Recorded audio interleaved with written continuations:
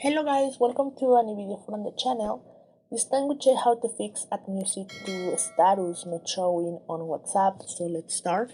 So if you have this trouble on your WhatsApp, what I recommend you are two tips. First, you have to check if there is an available update on your WhatsApp.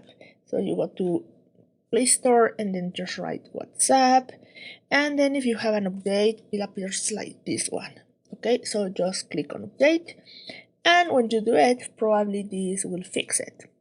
In case that you don't have an update, another option is going to WhatsApp, just press the icon, and then let's go to app info. Here on app info, I recommend you to clear all data.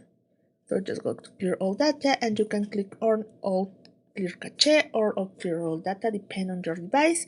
Then just click there, and then when you do it, open once again WhatsApp, and you try to use it without any problem. So it will give you a refresh to the app. So guys, I hope one of those tips helps you. Thank you for watching this video. Remember to subscribe and give a thumb up to this video.